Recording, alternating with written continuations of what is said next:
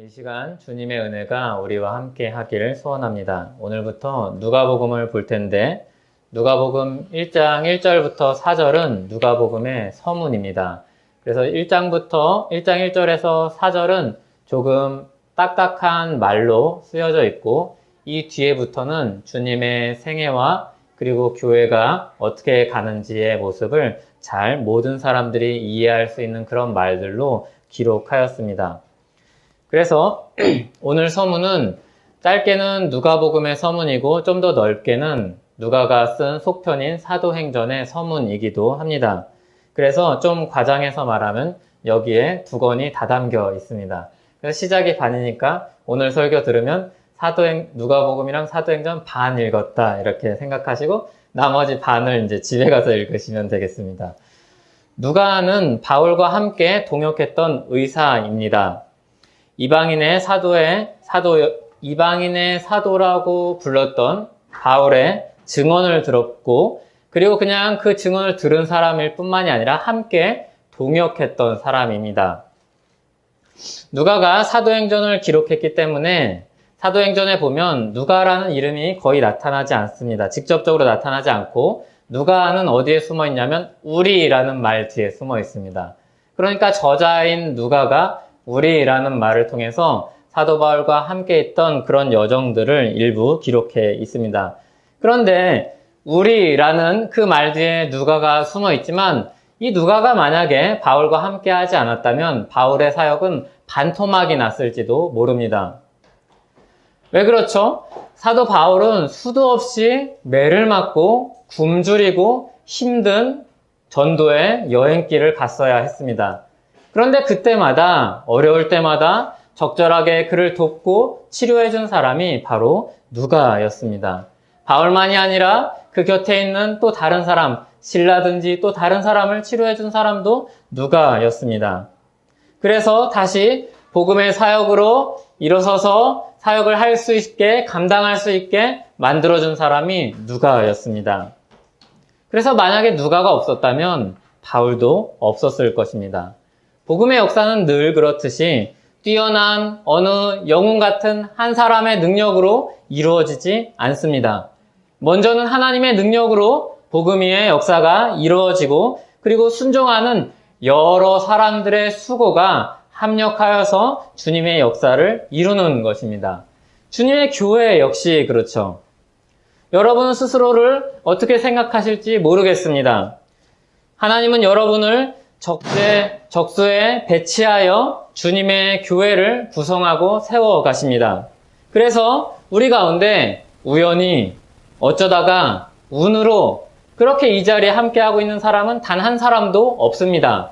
다 주님의 섭리 안에서 주님의 사랑으로 부름을 받아서 주님의 교회를 세워가는 한 사람 한 사람인 줄 기억하시기 바랍니다. 그러므로 여러분의 가치를 다른 기준을 대서 복음의 기준이 아니라 하나님의 은혜의 기준이 아니라 다른 기준을 대서 여러분의 가치를 폄하하거나 그런 사탄의 속삭임에 빠지지 마시기 바랍니다. 여러분은 모두 하나님이 부르신 특별한 사람들입니다. 주님의 교회로 부름받은 지체들은 다양한 역할을 가지고 있고 여러 가지 색깔을 가지고 있습니다. 아무도 서로를 대체할 수 없죠. 여러분을 한 사람 한 사람들을 대체할 수 있는 사람은 단 한 사람도 없습니다. 그래서 여러분의 빈자리가 그렇게 우리 마음을 허전하게 합니다. 누가 안 오면 저 사람이 왜 안 왔을까? 저 사람이 빠지면 저 사람에게 무슨 일이 있을까? 그렇게 우리 마음을 허전하게 하는 것입니다. 교회는 모두 그렇게 주님의 증인으로 부름을 받아서 각자 가지고 있는 은사대로 그리고 색깔대로 주님의 복음을 다채롭게 드러내는 사람들입니다.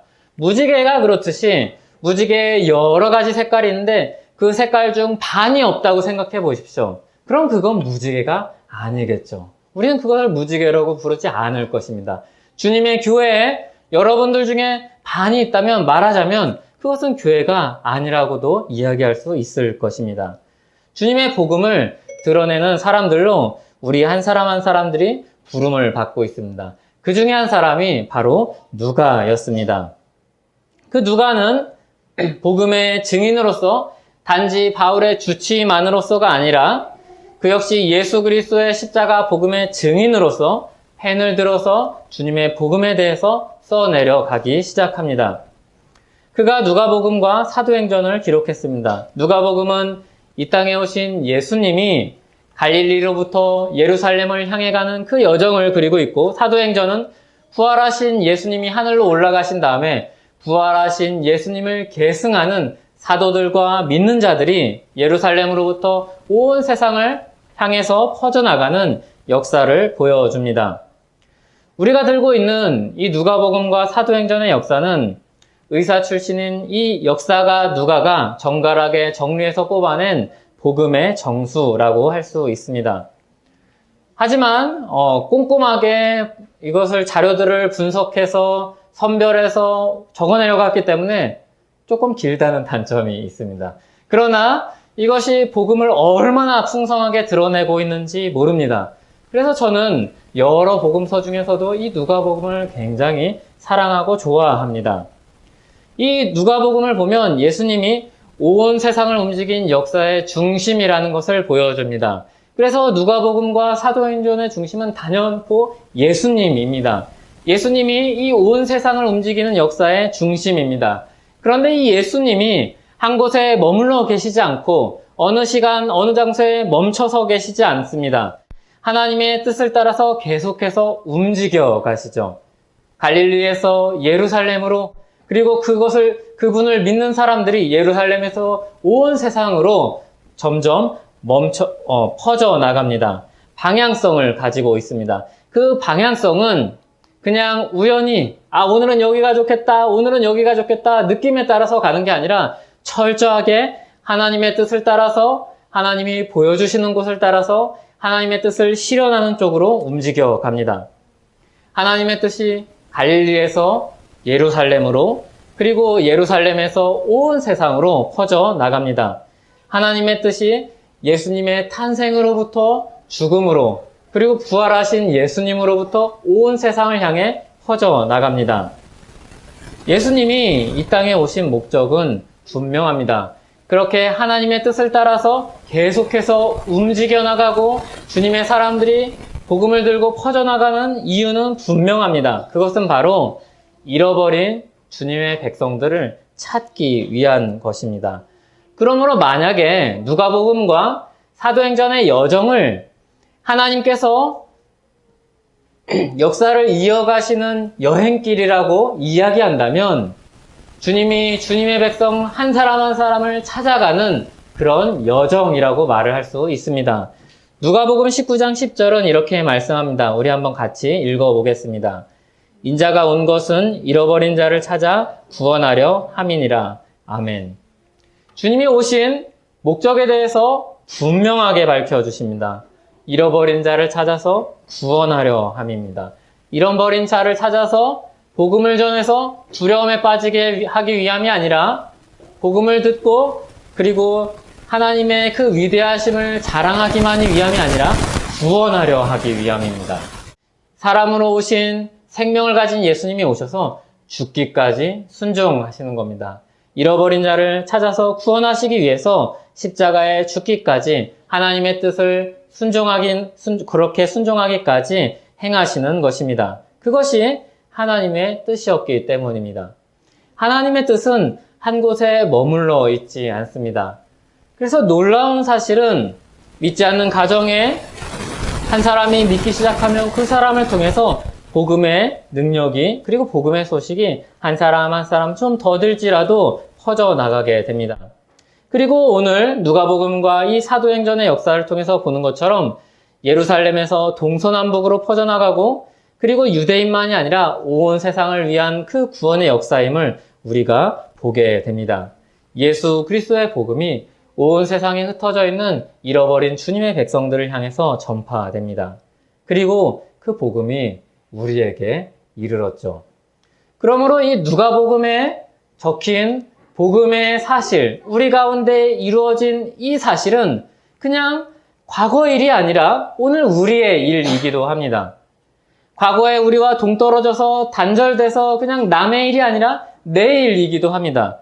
여기서 우리를 위해서 오신 예수 그리스도께서 행하신 모든 일이 잃어버린 백성이었던 우리를 위해서 행하신 일이며, 그리고 잃어버린 백성을 아직도 찾고 계시는 온 세상에 있는 잃어버린 백성들을 찾기 위해서 행하시는 하나님의 일이기 때문입니다.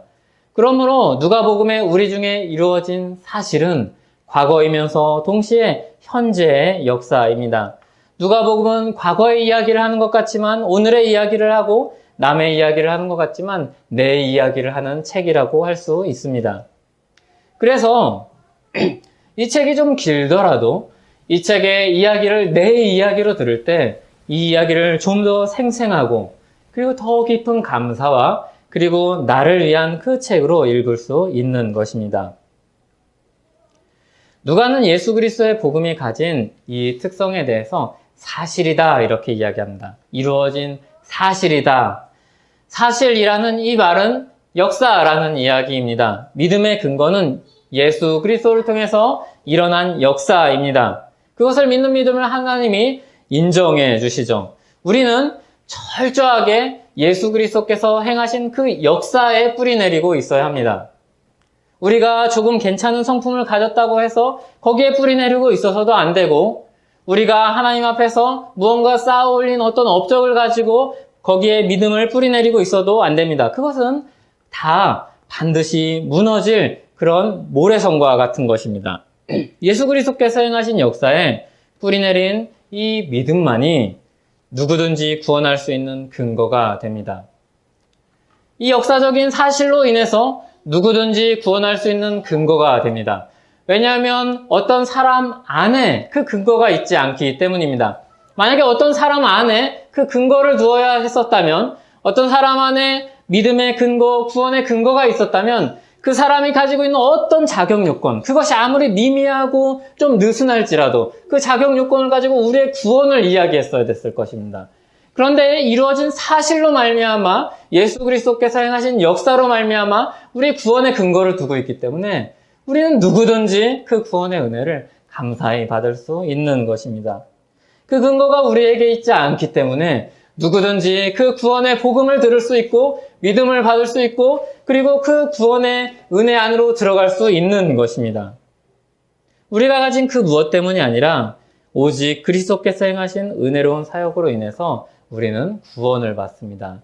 이것이 얼마나 우리에게 큰 은혜인지 모릅니다.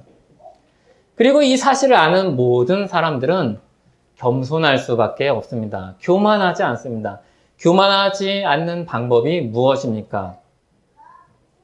내가 어떤 사람인지 잘 아는 것이 교만하지 않는 방법이죠. 내가 어떤 사람이죠? 주님의 구원이 없다면, 예수 그리스도의 십자가가 없다면 구원받을 수 없는 비참한 죄 가운데 살던 그런 사람이라는 것이죠. 가난한 사람이고 애통하는 사람이죠. 주님의 은혜가 없다면 구원받을 수 없는 사람입니다. 그 사람이 우리 밖에서 일어난 예수 그리스도의 역사로 구원을 받았다면 당연히 겸손할 수밖에 없겠죠. 남보다 자신을 높일 이유가 전혀 없는 것입니다. 내가 조금 먼저 복음의 소식을 듣고 믿었다고 해서 다른 사람들을 낮잡아 볼 수가 없는 것입니다. 똑같은 사람인데 먼저 주님의 은혜를 입은 사람으로 겸손히 섬기고 복음을 전할 뿐인 것이죠. 그리고 예수 그리스도에게서 그 구원의 은혜를 발견한 사람들은 감사와 찬양이 넘칩니다. 그리고 그 감사와 찬양이 넘쳐서 주님을 예배하며, 그리고 서로를 품어줄 수 있습니다. 서로를 품어줄 수 있는 근거는 사람을 많이 알고 많이 경험해서 품어줄 수 있는 게 아닙니다. 모든 사람을 품어줄 수 있는 근거는 오직 예수 그리스도의 은혜밖에 없습니다. 예수 그리스도의 은혜가 모든 사람들을 다 평준화시킵니다. 모든 사람들을 죄 가운데 있는 사람임을 비춰주며, 모든 사람에게 은혜가 필요한 사람임을 알려줍니다. 그리고 모든 사람에게 누구든지 주님의 은혜로 구원받을 수 있는 사람임을 알게 해줍니다. 다 예수 그리스도의 복음 아래 똑같은 사람입니다. 그래서 서로가 서로를 품어줄 수 있습니다. 그래서 예전에 로마 시대 때에도 주인이 노예를 품어줄 수 있었고, 노예가 자기가 싫어했던 주인도 사랑할 수 있었던 그런 역사가 있었던 것입니다. 친구가 아니었는데 친구가 될 수 있었고, 형제가 아닌데 형제라고 부를 수 있게 된 것입니다. 서로를 품어줄 수 있게 된 것입니다. 이것이 다 어디서 나옵니까? 우리 중에 이루어진 사실에서 나오는 겁니다. 예수 그리스도께서 행하신 사실에 근거한 그 믿음에서 나온 겁니다. 예수 그리스도께서 행하신 사실에서 근거한 이 믿음이 얼마나 중요한지, 그 믿음은 우리를 흔들리지 않게 합니다. 왜 흔들리지 않게 합니까? 그 사실은 더 이상 변하지 않기 때문입니다. 누가 과거로 돌아가서 예수님을 다시 살릴 수 있겠습니까? 누가 그 일을 막을 수 있겠습니까? 예수님이 구원자라고 다른 사람들을 가로막고 그 일을 바꿀 수 있겠습니까? 그 일은 이미 이루어진 일이고 변하지 않는 일입니다. 이미 이루어져서 역사 가운데 우뚝 선 사실입니다. 그래서 아무도 그것을 바꿀 수 없습니다. 그 역사는 변함없이 그 시간 그날에 머물러 있습니다. 어떤 일에 의해서도 그것은 바뀔 일이 없습니다. 우리를 구원하시기 위해서 예수 그리스도께서 십자가에 달리신 그 사건은 그래서 우리를 굳게 세우는 믿음의 근거가 됩니다. 우리가 사실의 근거를 두고 있다는 것이 이렇게나 중요한 것입니다. 그 사실을 오늘 이 말씀을 통해서 다시 한번 기억하시기 바랍니다. 그런데 이 역사는 이루어진 사실입니다. 그냥 어쩌다가 일어난 사건이 아니라 하나님이 그때 이것이 필요하겠다 싶어서 즉흥적으로 만들어낸 사건이 아니라 하나님이 늘 마음 가운데 뜻을 가지고 잃어버린 자를 구원하시기 위한 그 구원 역사의 하나하나의 그 사건으로서 예수 그리스도를 보내시고 십자가에 달리게 하시고 죽게 하시고 부활하게 하시고 그리고 승천하셔서 우리의 중보자가 되게 하신 그 모든 일들이 이루어진 사건입니다. 그러니까 이 이루어진 사건은 하나님께서 뜻을 품고 있었던 일들이 이루어진 것입니다. 온전히 이루어진 것입니다. 그래서 여기 원어에 이루어진이라는 이 표현은 온전히 그리고 제대로 성취되었다는 그런 말을 담고 있습니다. 일부만 이루어졌거나 불충분하거나 무언가를 더 해야 될 필요가 있는 그런 성취가 아닙니다. 그것으로 완전하며 그것으로 우리에게 충분한 복음입니다. 그래서 예수 그리스도의 복음으로 누구든지 구원을 얻을 만한 충분한 복음이며 하나님의 뜻이 그 안에서 완전히 이루어졌습니다. 그래서 예수님이 십자가에서 다 이루었다 말씀하실 수 있는 것이죠. 그것이 누가가 말하는 우리 중에 이루어졌던 사실이라는 의미입니다. 이 사실을 전했던 사람들이 있습니다. 이 사실을 전했던 사람들은 처음부터 목격한 사람입니다. 이 목격한 사람은 그때는 당연히 CCTV나 무슨 그런 뉴스 같은 게 없었기 때문에 현장에서 목격한 사람들입니다. 현장에서 눈으로 보고 그 소리를 듣고 그리고 그 냄새를 맡고 그 현장에 있었던 사람들입니다. 어떤 사람은 어떤 순간은 아우성을 들었을 것이고 어떤 때는 하나님을 향한 찬양의 소리를 들었을 것입니다. 근데 그냥 한 번의 사건을 경험하고 목격한 사람이 아니라 처음부터 목격한 사람이었습니다. 이들은 또한 말씀의 일꾼이었습니다.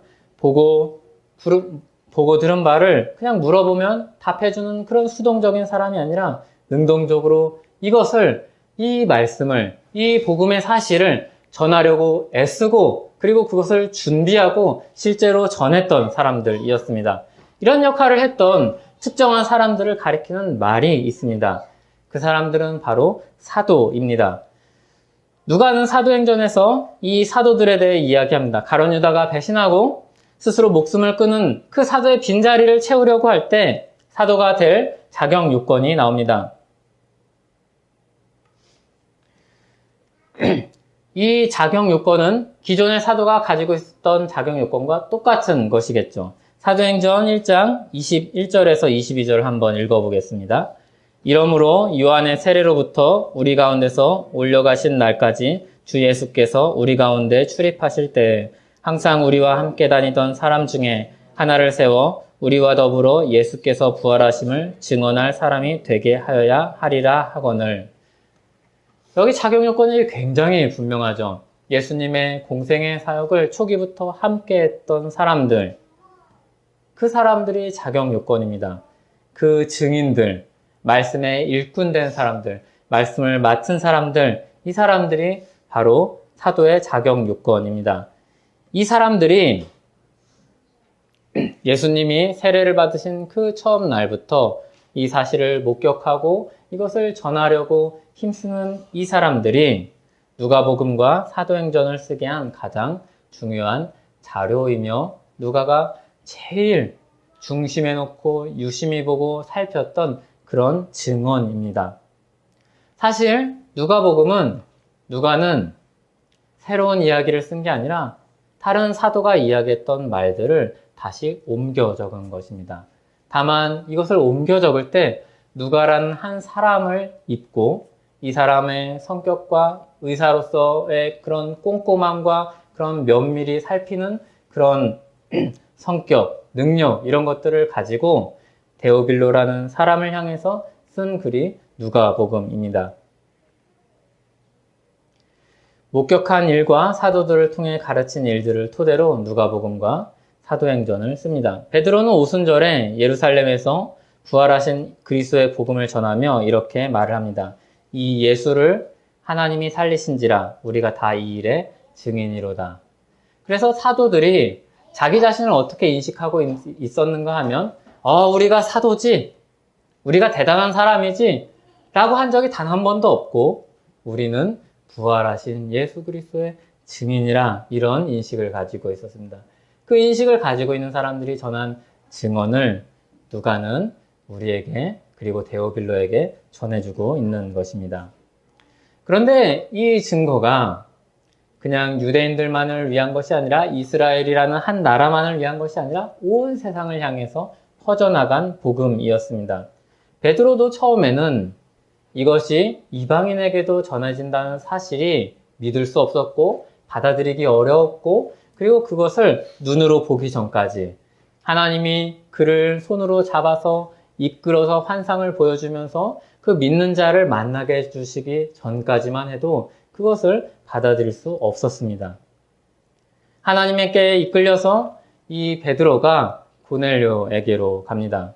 그리고 그에게 복음을 전하는데 그 복음에 대한 설명이 뭐라고 되어 있는가 하면 만유의 주 되신 예수 그리스도로 말미암은 화평의 복음입니다. 베드로가 이전에 복음의 소식을 알고 그리고 기도하면서 다른 사도들과 함께 예루살렘에서 교회가 시작되었을 때만 해도 베드로는 이 일이 예루살렘의 복음이라고 생각했습니다. 유대인의 복음이었고 이스라엘의 복음이었습니다. 아직도 눈이 더 열리지 못했던 것이죠. 주의 백성이 유대인들 안에 있고 잃어버린 자들이 유대인들 안에 있다고 생각했습니다. 그런데 눈이 열려서 하나님이 그 눈을 열어주셔서 이방인들에게도 복음이 전해지는 그 소식을 들으니 그제서야 하나님이 만유의 주라는 사실을 알게 됩니다. 그 전에 베드로에게 하나님은 이스라엘의 주였는지도 모릅니다. 그러나 이제 만유의 주로서 그분이 예수 그리스도로서 화평의 복음을 온 세상에 전하게 하심을 알게 되었습니다. 거기도 주님의 백성들이 있음을 깨닫게 되었습니다. 우리도 어쩌면 우리의 시야가 좁혀져 있는지도 모릅니다. 저 사람에겐 희망이 없어. 저 사람의 완악함과 고집이라면, 저 사람이 가지고 있는 지식과 논리의 탄탄함이라면 이 복음은 그 사람 앞에 갔을 때 비웃음을 당할 거야. 이렇게 우리도 시야를 좁히고 있는지 모릅니다. 그러나 주님은 베드로를 통해서 누가를 통해서 우리에게 말씀하십니다. 잃어버린 자가 온 세상에 흩어져 있다고 말씀하십니다. 저 사람은 희망이 없다가 하는 곳에 어쩌면 주님의 시선이 거기에 꽂혀서 거기를 계속해서 바라보고 있는지도 모릅니다. 우리는 그것을 어쩌면 보면서도 외면하고 있을지도 모릅니다. 주님의 마음을 품고 우리의 눈을 열어서 주님의 잃어버린 백성을 찾는 저와 여러분 되기를 바랍니다. 잃어버린 주님의 백성은 이 화평의 복음 안에서 안식을 얻을 수 있습니다. 그 전에 복음 밖에 있는 사람들은 안식을 얻을 수 없습니다. 죄 때문에 방황과 괴로움 가운데 삽니다. 길을 찾으려고 하는데 길을 찾을 수 없고, 길을 만들어 보려고 하는데 길을 만들 수가 없습니다. 그런 사람들을 만유의 주, 온 세상에 주께서 찾아오셔서 구원하십니다. 깨어진 관계를 회복하시고 그로 인해 안식을 얻지 못하던 영혼이 안식을 얻게 됩니다. 하나님과 원수되었던 관계가 화목한 관계로 변합니다. 주님은 정말로 진실로 만유해 주셨습니다. 유대인만의 하나님이 아니요 이방인을 포함한 온 세상의 하나님이었습니다. 그리고 그 이방인들 중 하나가 사실 우리였죠. 베드로에게 우리는 이방인이었습니다. 예수 그리스도의 복을 믿는다고요? 성령을 받았다고요? 깜짝 놀랄 그 대상 중에 한 사람이었습니다. 복음이 그런데 유대인들만을 위하지 않고 온 세상을 위해서, 온 사도들을 통해서, 온 교회를 통해서 역사 가운데 전파되었습니다. 베드로도 처음에는 이 사실을 받아들이기 어려웠습니다. 이해하기도 어려웠습니다. 알 수가 없었습니다. 우리도 어쩌면 그럴 수 있습니다. 어떤 사람이 믿을 때, 야, 저 사람이 믿다니. 저 사람이 복음을 듣고 믿다니 정말 놀랍다. 주님의 역사다. 이것을 우리도 보게 될지 모릅니다. 베드로가 전한 복음의 메시지의 클라이막스를 보면은 이렇게 나옵니다. 한번 같이 읽어보겠습니다. 우리는 유대인의 땅과 예루살렘에서 그가 행하신 모든 일의 증인이라. 그를 그들이 나무에 달아 죽였으나 하나님이 사흘 만에 다시 살리사 나타내시되 모든 백성에게 하신 것이 아니요 오직 미리 택하신 증인 곧 죽은 자 가운데서 부활하신 후 그를 모시고 음식을 먹은 우리에게 하신 것이라.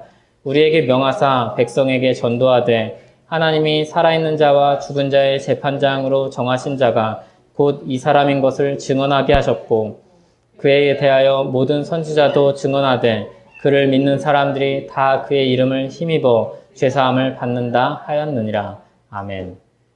처음부터 목격하고 말씀에 일꾼된 사도 베드로의 증언이 이것입니다. 만약에 누가가 서문에 쓴 목격자와 말씀에 증인된, 말씀에 일꾼된 사람들의 토대에서 쓴 글을 요약해 본다면 이 부분이 굉장히 적절한 부분이지 않겠나 싶습니다. 왜냐하면 이 복음의 내용은 이방인에게 전했던 복음이죠. 데오빌로도 이방인 중에 그리스도인이 됐던 사람이죠. 누가복음은 이방인들을 염두에 두고 쓴 것입니다. 그러므로 유대적인 배경이 없는 사람들을 위해서 그런 쓴 글이죠. 거기에는 담백하게 구약의 인용을 최소화하면서 예수 그리스도께서 우리를 행하신 일을 증거합니다. 예수님이 십자가에 달려서 우리를 위해서 죽으셨습니다. 하나님은 그 예수님을 3일 만에 다시 살리셨습니다. 이 증언이 사도들의 증언이며 또한 이전에 구약의 성경에 기록된 선지자들의 증언과 똑같습니다. 이 모든 성경이 예수 그리스도의 죽으심과 부활을 가리키고 있습니다. 그리고 그 예수님, 우리를 위해서 죽으시고 부활하신 그 예수님을 믿는 사람들이 다 그의 이름을 힘입어 죄사함을 받습니다. 그를 믿는 사람은 누구든지 다 예수의 이름으로 죄의 용서를 받습니다. 이것이 누가가 마음속에 담고 있는 복음의 증거입니다. 누가가 전하고자 하는 예수님의 전 생애와 교회의 역사를 통해서 보여주고자 하는 복음의 핵심적인 내용입니다. 우리는 그가 행하신 모든 일의 증인입니다. 베드로는 그렇게 고넬료를 만났고 바울은 더 많은 이방인들에게 나아갔으며 누가는 그 일에 동참했습니다. 그리고 우리는 이 행하신 일의 또 하나의 증인으로서 이 땅에서 살아가고 있습니다. 사도들의 이 고백 위에, 사도들의 증언 위에 온 세상에 교회가 세워졌습니다. 사도들의 이 복음을 듣고 잃어버린 주의 백성이 돌아옵니다. 온 세상을 향한 주님의 구원 역사가 여전히 진행 중입니다. 이 사도들의 증언이 없다면, 이 토대가 없다면 예수 그리스도께서 행하신 사실과 이 사실을 목격하고 말씀의 일꾼이 되어서 전한 그 사도적인 증언이 없다면 교회도 없는 것입니다. 우리의 구원도 없는 것입니다. 그리고 그 구원은 없지 않고 여전히 살아서 숨쉬며 역사여서 지금까지 이어지고 있습니다. 이 놀라운 역사를 전하기 위해서 누가는 붓을 들어 예수님에 대한 책인 누가복음과 예수님의 제자들에 대한 책인 사도행전을 기록합니다. 여러 사람들이 이것을 위해서 저술하려고 붓을 든 사람들이 많았지만 누가 역시 또 듭니다. 왜냐하면 그 틈이 또 있다는 것을 알았기 때문입니다. 앞서 설교를 시작할 때 이야기했던 것처럼 복음이 가지고 있는 그 풍성함을 드러내는데 누가가 하나의 복음서를 쓰는 것으로도 그 풍성한 복음을 다 드러낼 수 없었기 때문입니다. 누가는 그 복음을 드러내기 위해서 자기가 할 수 있는 한 역할을 맡아서 하고 있는 겁니다. 그러니까 누가도 알고 있습니다. 주님의 복음을 위해서 수고하고 그것을 쓰고 있는 사람들이, 쓴 사람들이 있다는 것을 알고 있습니다. 그리고 대부분의 복음서들이 바울 서신보다 후대에 있기 때문에 바울이 쓴 그 복음에 대해서도 알고 있습니다. 바울이 전한 복음에 대해서도 알고 있습니다. 12 사도들이 전한 복음의 증언에 대해서 알고 있습니다. 그것을 알고 있지만 하나의 책을 여기 더 보태는 것은 이 사람이 전하는 이 복음이 의미가 있다는 것을 알기 때문입니다. 우리가 전하는 복음이 의미가 있는 것처럼 누가가 전하는 복음도 의미가 있습니다. 누가가 전하는 복음이 없었다면 누가가 전했던 여러 가지 가르침과 누가만 적었던 그런 사건들이 나타나지 않았을 것입니다. 누가복음에만 나타난 사건이 누가복음에서 거의 반입니다. 다른 복음서에서 나타나지 않는 사건이, 일들이, 내용들이 거의 반입니다. 그 반을 누가가 아니었다면 주목해서 보지 않고 지금 우리에게 전해지지 않았을 것입니다. 누가였기 때문에 그것을 기록한 것입니다. 우리 각 사람이기 때문에 주님의 복음에 어떤 한 면을 더 드러낼 수 있는 것이죠. 예수 그리스도의 복음의 증인으로 누가는 자기의 한 역할을 감당하고 있습니다. 누가는 그 일을 위해서 준비했습니다. 늘 마음이 준비된 사람이었고 이 증인으로서 살기 위해 살았던 사람입니다. 바울만 그런 것이 아닙니다. 바울만 그런 것이 아니라 누가도 언제나 예수 그리스도의 복음을 어떻게 사람들에게 전할 수 있을까? 예수 그리스도의 복음이 전 세계를 포괄하고 교회 역사를 다 포괄하고 있음을 누가는 보았기 때문에 이 역사를 어떻게 전달할 수 있을까 늘 고민하면서 그 역사의 현장에 동참했을 것입니다. 굉장히 놀랍지 않습니까? 누가는 어떤 한 부분, 베드로가 전한 그 일부만이 복음이 아니라 전체, 주님이 이 땅에 오신 날로부터 교회를 통해서 전해지는 그 역사 전체를 복음의 역사 안에 집어넣고 전하려고 하였습니다. 그런 생각을 늘 가지고 있었던 누가는 늘 준비 중이었죠. 어떻게 복음을 전할까? 저 사건은 내가 복음서에 써서 꼭 전해야겠다. 저 감동적인 사건은 꼭 이 후대 사람들이 듣고 예수 그리스도의 십자가로 나오는 아주 중요한 사건이겠다. 저 가르침은 예수 그리스도의 복음의 은혜를 너무나도 선명하게 드러내는 가르침이기 때문에 꼭 집어넣어야지. 이런 생각을 하면서 주님의 역사를 보았고 그리고 바울과 동행하면서 전도 여행을 하였고 그리고 책을 쓸 때 그런 것들을 하나하나 반영했을 것입니다. 어떤 때는 메모를 했을 것이고 어떤 때는 자기만의 기억법을 가지고 기억했을 것이고 어떤 때는 곁에 있는 사람들에게 물어봤을 것입니다. 봐봐. 내가 이 사건 이렇게 기억하고 있는데 맞지? 너도 그렇게 기억하고 있지? 너가 목격했을 때 모였던 사람들이 그 정도였지? 아마 누가는 그랬을 것입니다. 끊임없이 묻고 다시 확인하면서 다양한 각도로 그것을 재구성하면서 체계적으로 데오빌로라는 사람을 염두에 두고 이것을 어떻게 전할까? 이것이 어떻게 데오빌로의 그 사람의 믿음을 더 확실하고 굳건하게 만들 수 있을까? 생각하면서 누가복음과 사도행전을 써내려갔을 것입니다. 성령 하나님께서 그 누가를 쓰셔서 복음의 역사를 기록하게 하시고 그런 모든 기억들, 필요한 기억들을 되살리게 해주셨을 것입니다. 그리고 체계적으로 기록할 수 있는 지혜를 주셨을 것입니다. 하나님의 뜻과 성취를 발견할 수 있는 안목을 주셨을 것입니다. 그 눈이 열리지 않으면 베드로처럼 보지 못했을 텐데 그 눈이 열려서 예수님이 오신 날로부터 교회가 열심히 전도를 온 세상을 향해서 전하는 그 복음의 역사까지 다 기록할 수 있었습니다.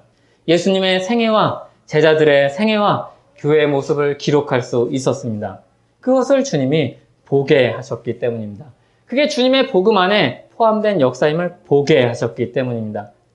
그러면서 그 역사를 적어내려가고 준비하는 누가의 마음이 얼마나 기뻤을까요? 정말 기뻤을 것 같습니다. 저는 누가는 아니지만, 누가와는 격이 다르지만 여러분에게, 교회에게 성경을 가르치기 위해서 하나님에 대한 지식을 정리하고 그것을 파내고 발견하고 그리고 성경을 잘 정리한 믿음의 선배들의 신앙 고백을 다시 한번 살펴보고 그것을 전달할 때 그것이 얼마나 즐거운지 모릅니다. 때로는 실력이 좀 부족해서 잠을 제대로 못 자고 때로는 머리가 따라주지 않아서 또 보고 이 책으로 이해가 안 되면 다른 책을 보고 이 책으로 봐서 안 되면 되지도 않는 영어를 끙끙 앓고 보고 그렇게 전하려고 애를 쓸 때 괴롭지만 즐겁습니다. 그 안에 담긴 예수 그리스도의 은혜가 드러날 때 너무나도 기쁩니다. 누가는 당연히 기뻤을 것입니다. 더 기뻤을 것입니다. 어쩌면 그 저수라는 그 펜이, 그 붓이 아주 날아갔을지도 모릅니다. 더 빨리 기쁨으로 흥분해서 쓰기 때문에 더 빨리 쓰려고 했을지도 모릅니다. 루터는 자기가 어떤 글을 쓸 때 한 자리에 앉아서 쓴 것처럼 이야기를 하기도 합니다. 그만큼 한 호흡으로 이 이야기를 전하기 위해서 힘쓰고 준비했습니다. 그것이 누가가 한 것입니다. 하나님의 영광이 어떻게 하면 더 빛나게 드러날까? 이것이 지성으로만 이루어지는 일이 아니기 때문에 막히면 기도하고 기억나지 않으면 기도하고 주님께서 열어주신 그 안목이 맞는지 한번 점검하고 다른 사람들과 교회와 함께 확인하는 일들을 하였을 것입니다.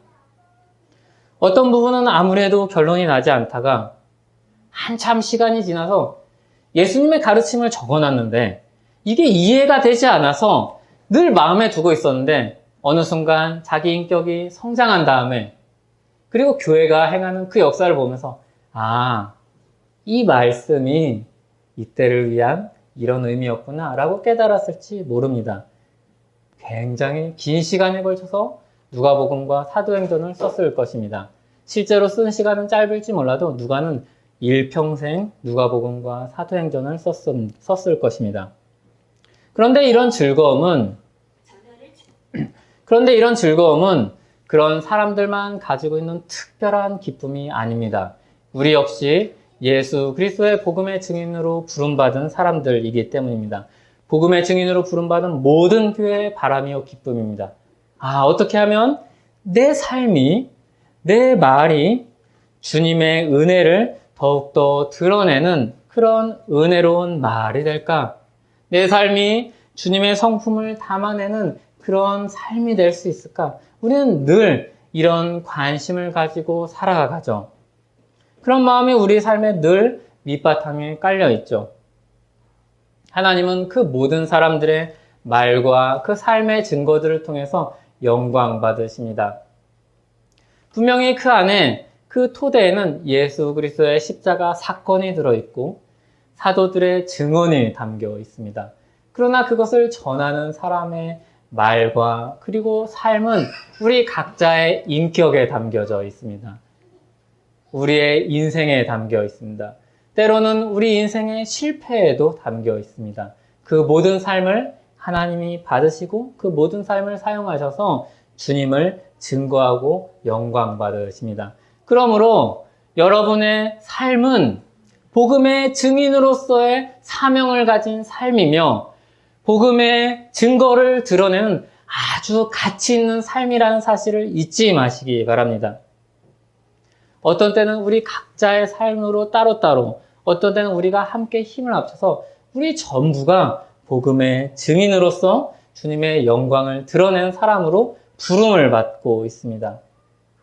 그런데 우리 각자의 사람들이 다 다르기 때문에 우리는 다 필요합니다. 예를 들자면 어떤 사람은 따뜻한 말을 잘합니다. 따뜻한 말을 통해서 예수님의 사랑을 잘 드러내죠. 어떤 사람은 아주 날카로운 논리를 가지고 있어서 주님이 우리에게 전해주신 믿음이 어떠한지를 아주 선명하게 드러냅니다. 이 두 사람은 다 주님의 영광을 드러내는 사람입니다. 이 사람을 비난한다면, 이 사람을 욕한다면 그 사람들은 아직 복음을 잘 모르는 사람입니다. 복음을 잘 안다면 이 사람도 필요하고 이 사람도 필요한 겁니다. 이 두 사람 모두가 필요합니다. 여러분은 그 사람들 중에 하나로서 복음을 드러내고 하나님께 영광 돌리는 사람입니다. 그러므로 이런 착각, 이런 속임수, 이런 마귀의 속삭임에 빠지지 마십시오. 여러 사람 중에 하나라고 하면 우리는 그런 실수를 할 때가 많습니다. 나 없으면 누가 하겠지. 그렇지 않습니다. 주님은 우리 한 사람 한 사람들 필요한 한 사람 한 자리 한 자리를 보면서 꽂아 놓으셨습니다. 그냥 여기에 너네들 다 들어가 이렇게 하지 않고 너는 여기 좌표가 1-25야 정확히 꽂아 놓으셨습니다. 그래서 내가 없으면 누가 하겠지? 그렇게 생각하지 마십시오. 하나님은 적재적소에 여러분을 두셨습니다. 여러분이 그 자리를 이탈하면 그 자리 빈자리 되는 겁니다. 하나님이 탁월한 전략으로 적절하게 포진을 했는데 빈자리 두면 거기로 공격이 틈타는 겁니다. 이것은 단지 기능적인 측면에서만 볼 문제가 아니라 주님이 애써 찾으신 잃어버린 백성이 주님이 찾으신 그 백성이 두신 그 자리에 만약에 없다면 주님이 얼마나 마음 아파하시겠습니까?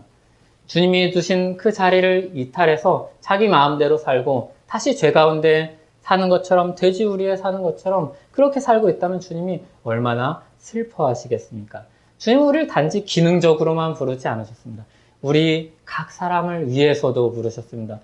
우리 각 사람의 삶이 거룩하게 살기 위해서 부르셨습니다. 그래서 기능으로나 존재로나 여러분 각 사람이 필요하고 가치가 있습니다. 그 일을 위해서 우리를 부르시고 누가도 그 사람 중에 한 사람으로 이 누가복음을 기록하고 있는 것입니다. 누가는 늘 그 생각을 하면서 이 삶을 살았고 이 책들을 기록했습니다. 어떻게 하면 예수 그리스도의 그 은혜로운 사건이 잘 드러날 수 있을까? 체계적으로 전달할 수 있을까? 사도의 증언이 우리 안에 살아 숨쉴 수 있을까? 그 복음의 증인으로 이 책을 썼고 그리고 우리에게 교훈하고 있는 겁니다. 우리도 복음의 증인으로 부름을 받았으니 우리의 인생이라는 책을 어떻게 써내려 갈지 고민하고 또 준비하고 그리고 그 사명을 감당하는 사람으로 우리에게 도전하고 있는 것입니다. 여러분이 준비할 것은 무엇입니까? 사람마다 다 다를 것입니다. 그러나 공통되는 것이 있습니다. 그것은 바로 예수 그리스도의 복음에 더 익숙해지는 것입니다. 성경을 잘 아는 것입니다. 더 잘 아는 것입니다. 그것이 우리의 믿음을 더 확실하게 만들어줄 것이고 우리의 복음을 더 풍성하게 만들어줄 것입니다. 그리고 각자 준비해야 될 것이 있습니다. 이것은 사람마다 다 다른 것입니다. 어떤 사람은 인격적인 부분을 준비해야 될 것이고 어떤 사람은 말을 준비해야 될 것이고 어떤 사람은 논리를 준비해야 될 것입니다. 어떤 사람은 경험이 좀 더 쌓여야 될 것이고 어떤 사람은 복음을 증거하는 도구로서 재정을 모아야 될 것이고 어떤 사람들은 사람들을 규합해야 될 것입니다. 어떤 사람은 어떤 배경을 힘입어야 될 것입니다. 어떤 사람은 특별한 이력이 있어야 할 것입니다. 어떤 사람은 따뜻한 그런 마음을 더 가져야 할 것입니다. 어떤 사람은, 모든 사람은 기도를 해야 할 것입니다. 복음에 기반한 증인의 삶으로 살기 위한 이 부르심에 응답하는 저와 여러분 되기를 바랍니다. 그 부르심에 응답하십시오. 주님이 오늘도 우리를 부르십니다. 그리고 우리가 그렇게 가치 있는 존재이며 하나님의 영광과 그 복음의 소식을 전하는 가치 있는 삶이라고 우리에게 누가를 통해서 말씀하고 계십니다. 기도하겠습니다. 하나님 아버지, 우리는 다 복음의 증인들입니다. 그런데 참 부족함이 많고 부끄러운 일들도 많습니다. 어떻게 우리를 복음의 증인으로 쓰시겠다고 부르셨는지 의아하고 놀라울 때가 참 많습니다. 그러나 주님이 부르셨으니 주님이 가치 있는 그 삶으로 우리를 인도하여 주셨으니 우리가 그 안에서 힘써 맡긴 삶을 살고 그 안에 담긴 행복과 그런 소망의 삶을 즐겁게 살아나가는 우리 될 수 있도록 도와주시옵소서. 예수님의 이름으로 기도합니다. 아멘.